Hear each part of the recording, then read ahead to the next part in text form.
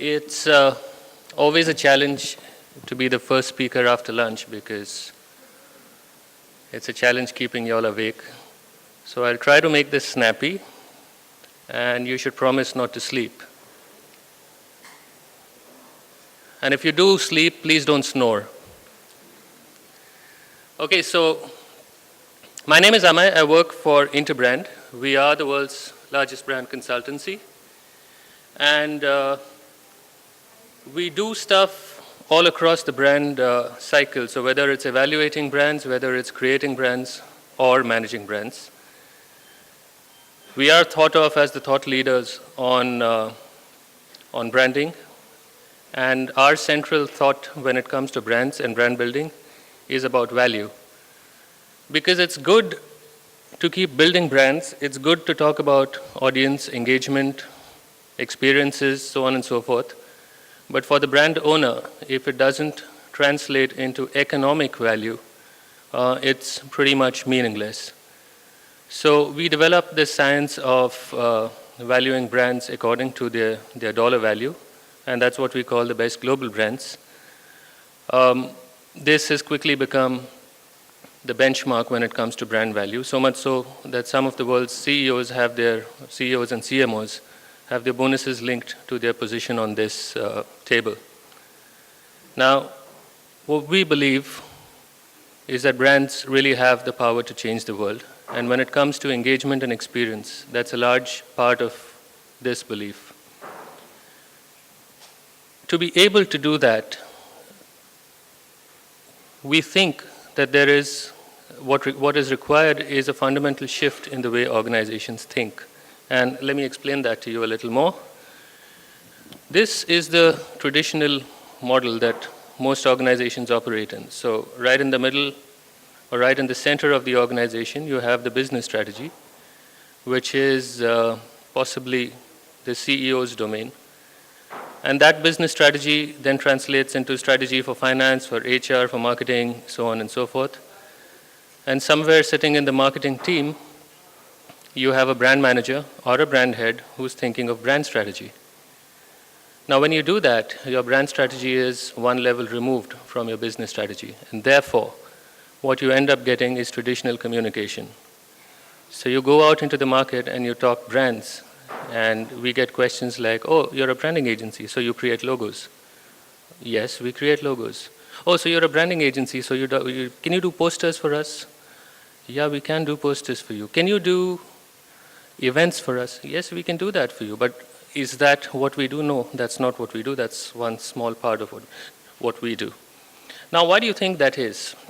It's because the guy in the marketing team is so far removed from the brand or the business strategy that he or she possibly doesn't even know how his brand, and therefore by extension his experience or engagement, is adding economic value back to the organization. Now let's look at another way that organizations can get structured, which is you move the ownership of the brand from the marketing manager to the CEO. The minute you do that, the brand strategy that you've got starts shadowing your business strategy. And the minute that happens, your brand starts living in every possible touch points. Speak to any marketing manager on the street, and the minute you say brand, the first thing that comes into mind is advertising. But the fact of the matter is, in today's world, advertising is not what builds brands. Let's talk about a service, or let's talk about the last time you went into your bank branch. What do you think really built the brand for you? Was it the bank's advertising, or was it the way that the teller spoke to you? Or let's look at a retail experience. What is it that really built the brand for you? Was it the TV ad you saw, or was it the Facebook page, or was it the experience within the store? Now, for a business or a brand owner to think like that, you need to put the brand in the center of the organization. And then you have one brand proposition that reflects itself not just in the products, but the people and their behavior, the environments, and incidentally also the communication, not only the communication. So let's look at this as an example. Apple is a brand that we all love, that we all revere, and that we all follow. At the center of the brand is its proposition, which is humanizing technology. Now, this proposition is translated not just into the products. So if you look at the Apple products, it's really easy, simple to use. There is not a single Apple product that comes with an instruction booklet, because they believe that a product needs to be so simple and it has to be so human that it doesn't need an instruction booklet. It's reflected in the people and their behavior. So if you walk into an Apple store anywhere in the world, you'll find some of the most knowledgeable people. They help you make a choice. They help making that choice easier. It will reflect in the environments and channels. So you walk into an Apple store, it's white, it's clean, it's glass, it's uncluttered, and it's modern. And all of that is because the brand strategy is at the center of the organization. Oh yes, it also kind of reflects itself in its communication. Incidentally, Apple is today the world's most valuable brand. It's valued at about $98 billion. Let's look at another example, which is Google. Now, the way Google does it is at the center of the brand and the organization is information innovation, and that is their central thought. Now, one would think that a service which doesn't even have a physical presence, how does it express itself? Now, interestingly, what Google does is it has an employee policy which lets every employee there spend up to 25% of paid time on a project that is of interest to him or her. So you come to office, you get paid, you take 25% of the time off, work on anything that interests you. We'll still continue paying you. And that takes a lot of commitment, not just, it's not just lip service. Incidentally, some of Google's best products and services have come because of this policy. So whether it was Google Maps, whether it was the Person Finder, or now Google Glass, it's all thanks to this policy. So if we are looking at creating a holistic experience across all the four, what we like to call quadrants, is there any tool that we can think of? And that's where we introduce the concept of a stakeholder journey. So don't go by the visuals because I think they're really small, but theoretically, what's possible to do is to look at the stakeholder for your brand. And the reason I use the term stakeholder is because a brand doesn't talk only to its customers. It talks to a whole lot of people other than the customers. So there could be employees, there could be ex-employees, there could be vendors, there could be partners, there could be regulators, there could be government, there could be NGOs. Each of them represents a different stakeholder group. And if you were to plot the journey of each stakeholder from the pre-purchase, the purchase, to the post-purchase experience, then it's possible to look at each touch point, and you look at the role of the brand for each touch point, and that's how it all comes together as one experience. Now, that's not easy to do because here's an example. Very complex, but this traces one consumer's journey over 14 weeks to buy a car. What you see in the middle, the 4s and 5s and 6s, are the number of cars that that person had in his consideration set. What you see on top is the consideration set, and what you see at the bottom, what you see at the bottom is the consideration set, and what you see at the top is what happened each of the weeks. Now, what's important here is that in these 14 weeks, we think buying a car is a simple thing, right? You ask some friends, you search the net, you take a test drive, you go into a showroom, and then you bargain for the best deal, and that's it, you're home. But this actually proved that over 14 weeks, there were over 150 touch points that this customer or this consumer experienced. And what's even more interesting to know is that the final car that he bought was not even there in his initial consideration set. So if you look right here, the final car that he bought, which was the Renault, was not even part of his consideration set. So it is not all that easy. It requires a whole lot of work, and it becomes even tougher the minute you talk about different stakeholders.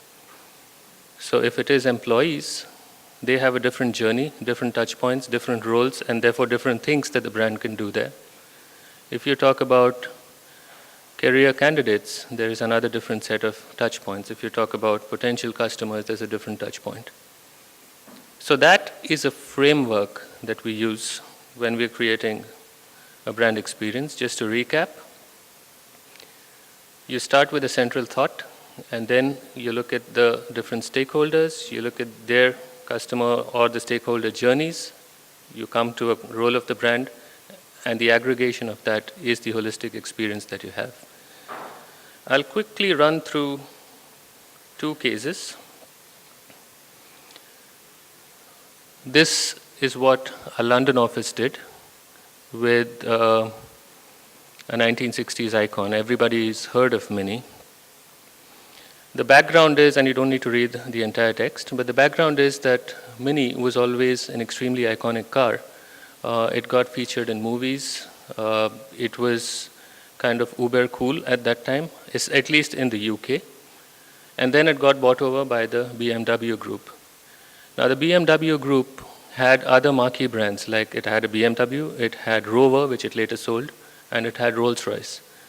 So all of a sudden you had two brands which were up there and one brand which was down there.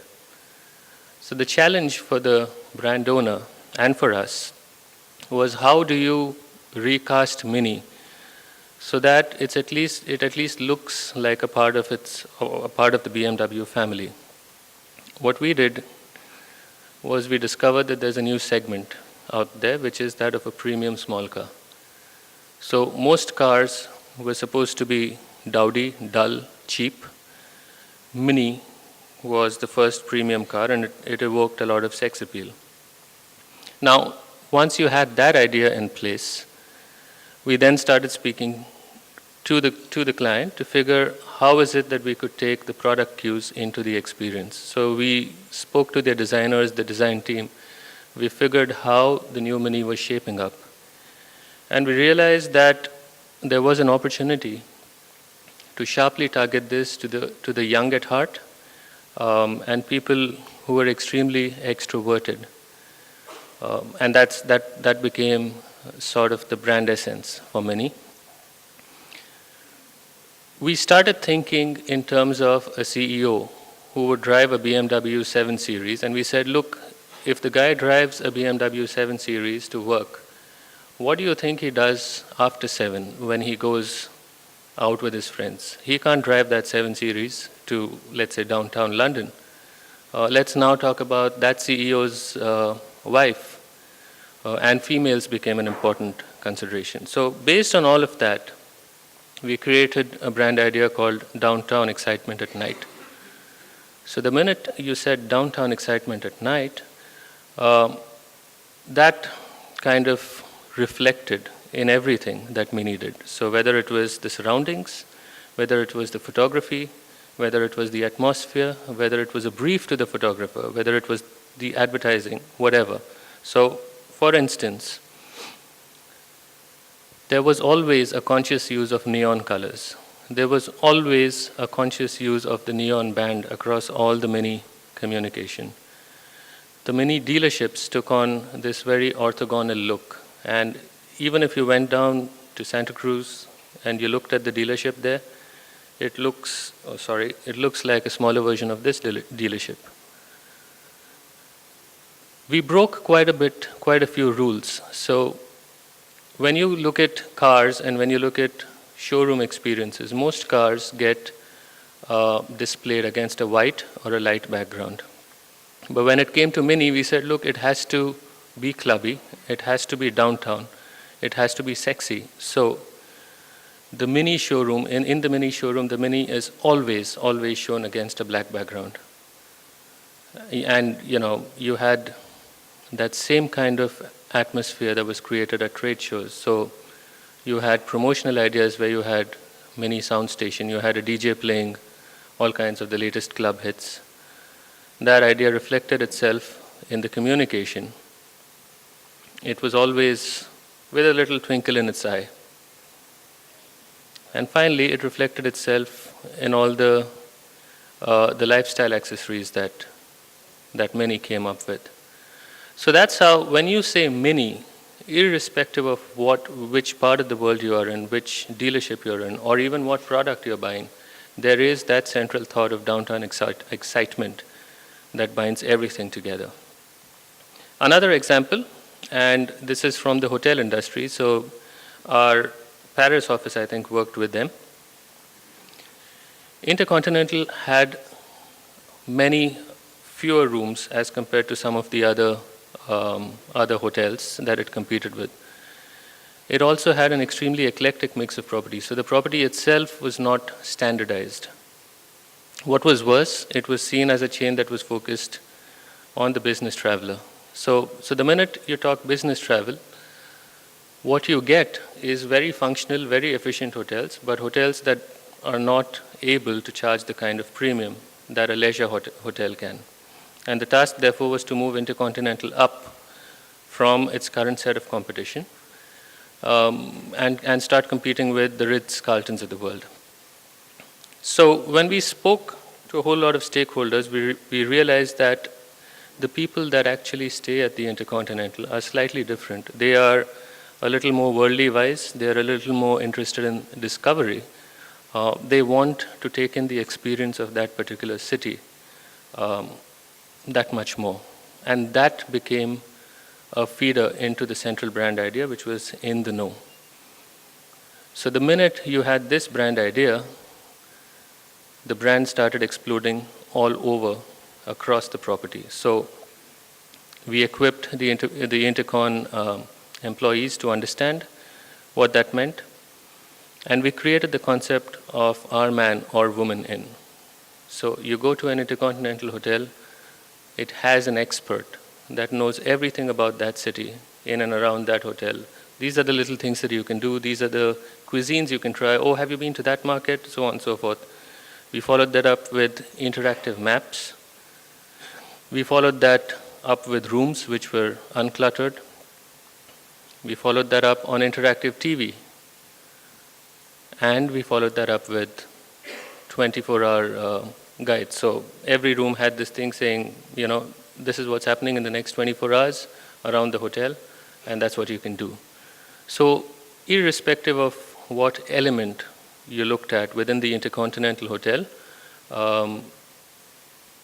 it pointed back to the central idea that Intercontinental is a hotel that's in the know, that it is an expert at the local scene and of local culture.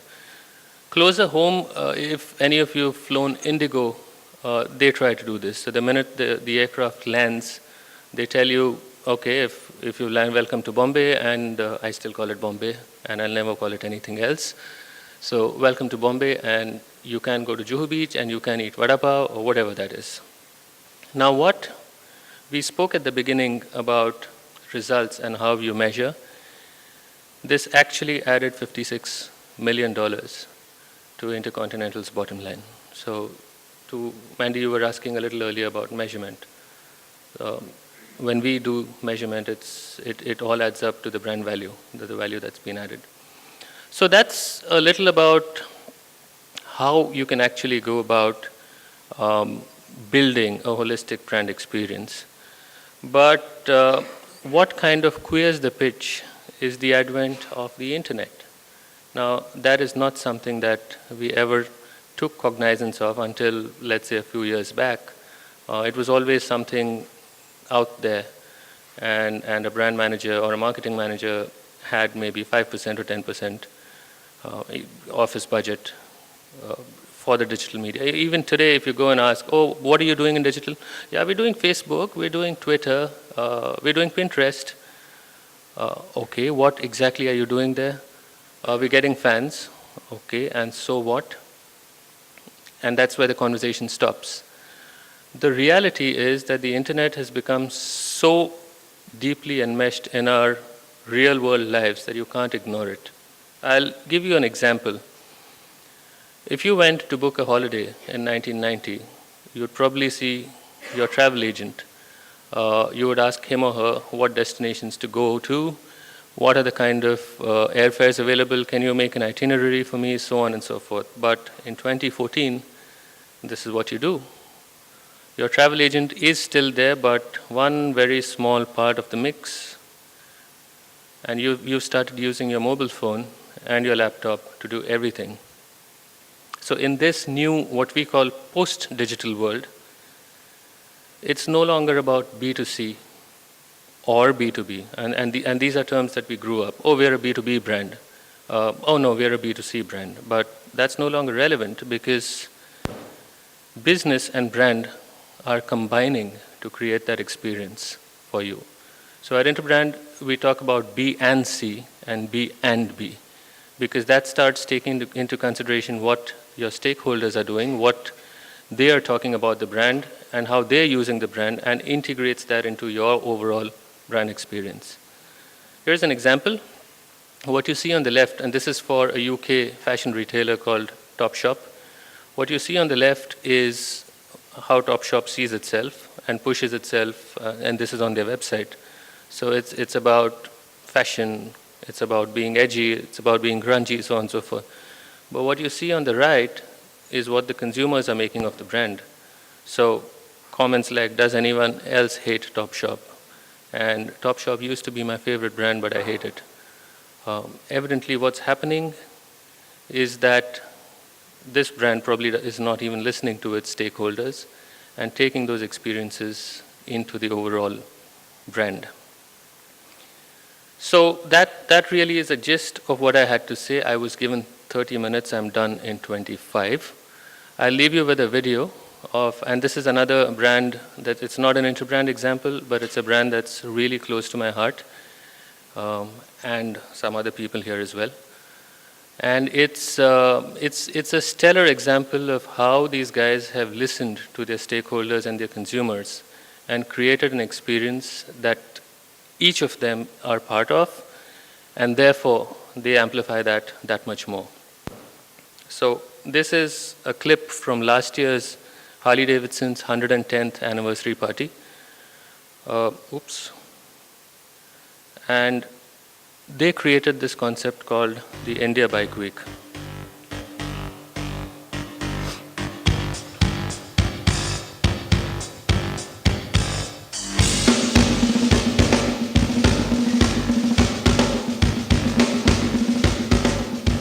Welcome to your rally. It's great to see so many people from all over coming in the last few days, hearing your stories about your rides. And I think, I got to thank all the chapters for putting it together for the 110th.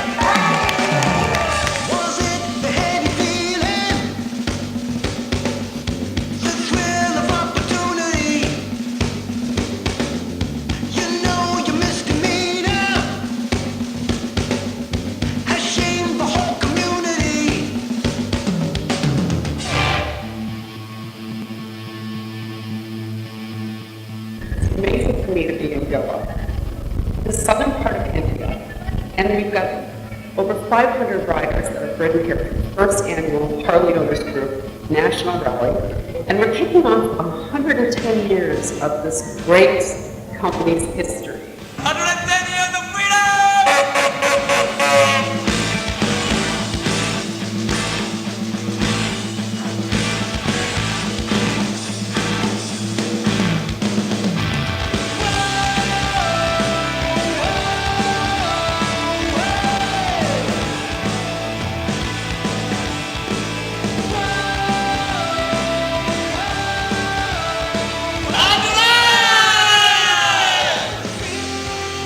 Freedom. Born to rise.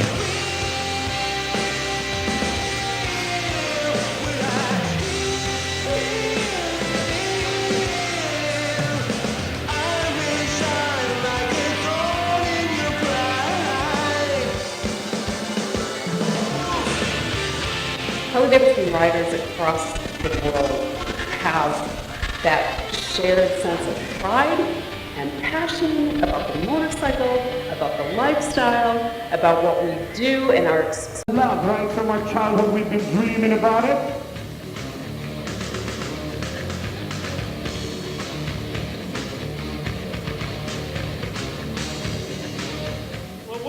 great festival if we didn't honor those who have been exceptional this past year and have done some things to show why freedom isn't free.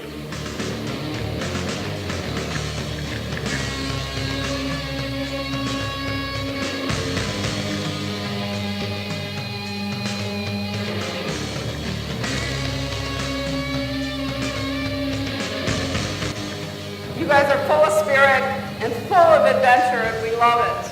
So rock on, Harley Owners Group, India.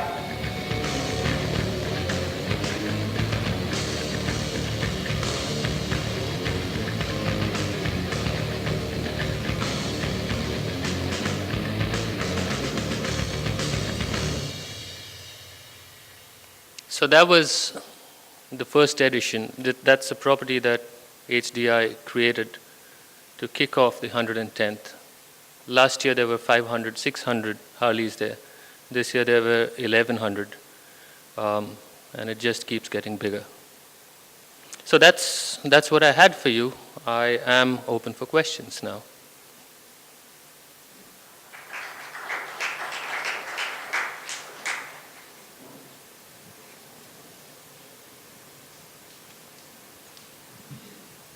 It's free.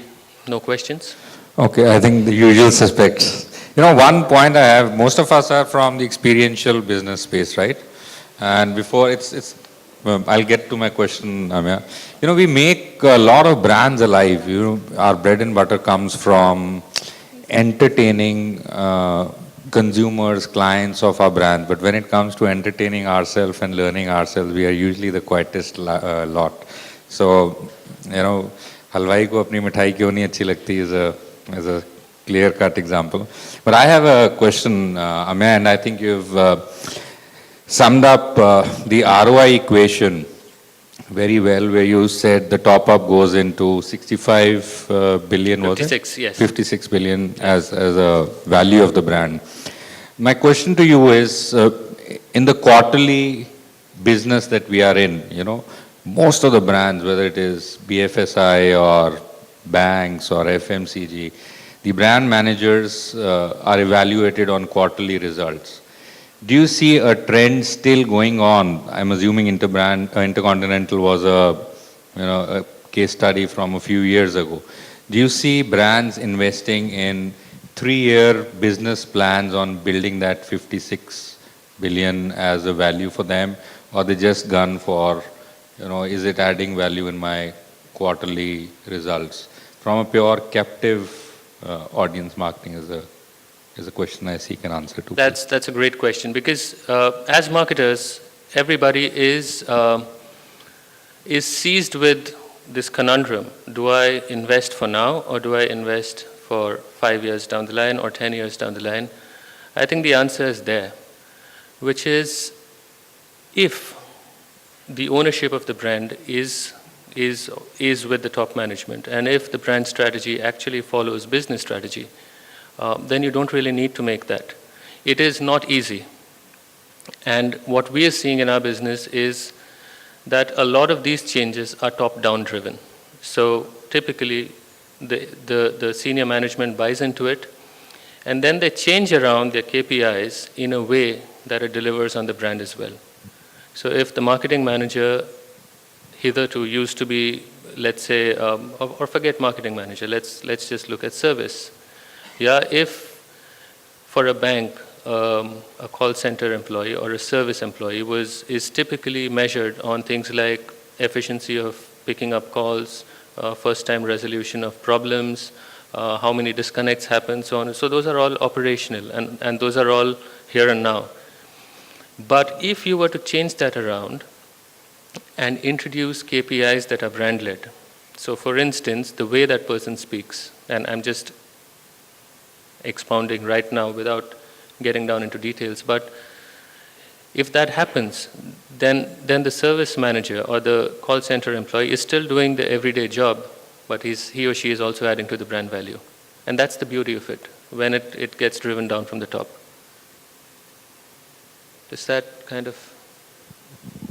The only problem is that top changes too frequently in corporates. Yeah, the CEO or the owner doesn't. But a lot many more people are appreciating the concept of a financial value to a brand. And you go and you talk to a business owner and you say, listen, if you do this activity, it'll get you so many footfalls, he'll probably won't listen. But if you say, look, this is strategically the right thing to do and eventually it'll add $3 million to your brand value, then you got his attention.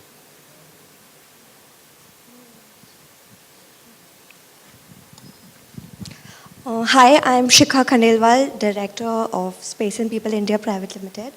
I have a question for you.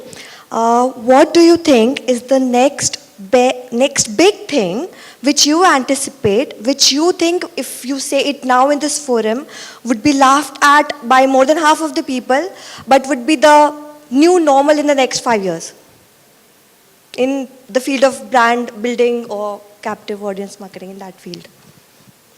Yeah, that's hard to say because you laugh Anything at me. that you envision, okay, this would be the thing, but which is not normal today, but which It's would be normal in 5 years. possibly the fact that digital is overtaking our lives and becoming all pervasive. Sooner or later, you're going to have to stop and take notice of it. Okay, if not next 5 years, which is the thing which was in the previous 5 years that you had not thought of, but which is the new normal today? Is it just Facebook and social media, or is Look, it Facebook and social media are again a part of a much larger environment, right? So it is the fact that we are no longer living our lives only in the real world. We are also living it in a virtual world. And I think what's taking a lot of people by surprise is the fact that this virtual and real are merging in a way that you'd never thought possible. You never thought of augmented reality. You never thought that Tesco could do that little thing that they did in the Korean subway, where they put up a virtual store. Yeah, but somebody did. Sorry? But somebody did. Yeah, somebody did. So anything that you feel which is something personal to you? So far, no. No? But when I do, you'll find my picture on the cover of Time.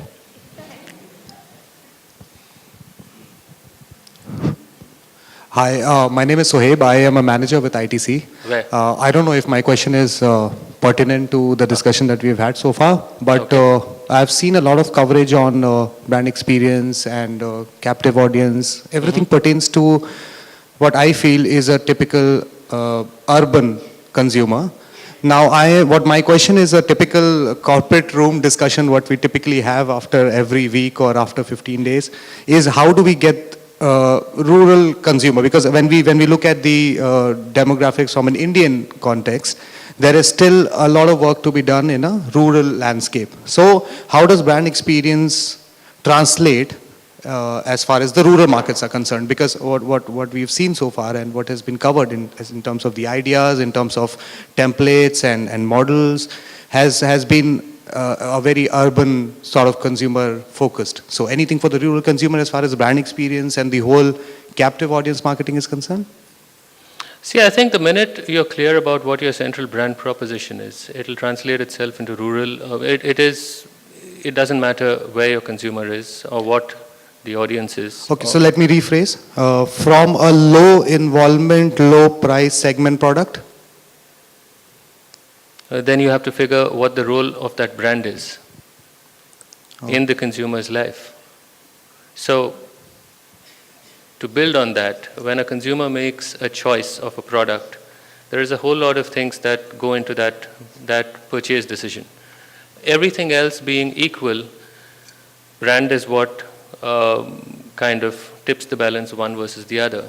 So if you're able to figure what is it that the role that your brand plays in that purchase cycle or in that purchase decision, you should be able to come to a conclusion of what that central brand thought should be. And then that kind of translates into an experience, irrespective of what medium you're talking about. Thank you.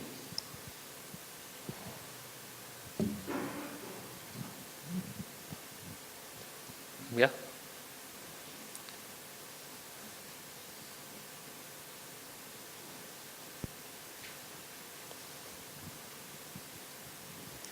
I have a very specific question. I find that the role of a brand consultancy like Interbrand kind of ends after they've provided strategy to the brand custodians. Does it translate into actual implementations for the other agencies then to take forward? For instance, in our medium, the experiential medium, somehow I find the agencies in the experiential marketing industry then kind of make their own strategy for the brand, basis what they've understood from perhaps as a brief. Mm-hmm. But wouldn't it be simpler to have a central, I wouldn't say guideline in a sense, but actually have aspects of a brand that you can translate well into an experience and actually make the experience that much more enhancing or Absolutely.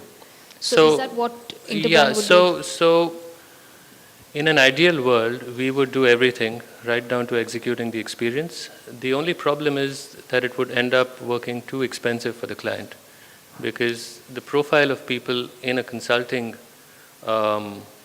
environment, they are a little more expensive, and therefore the project cost becomes unaffordable. But what we do at Interbrand is that we work with the client and the client's partner agencies to translate. Again, to give you an example, Interbrand did the rebranding of Godrej 4 years ago. So while we did the strategy, we also guided the research process. We also worked with Godrej's communication agencies to bring out that communication. What you saw being done in Mini was not all done by Interbrand. It was done, the execution was done with the client's other agencies. Thank you.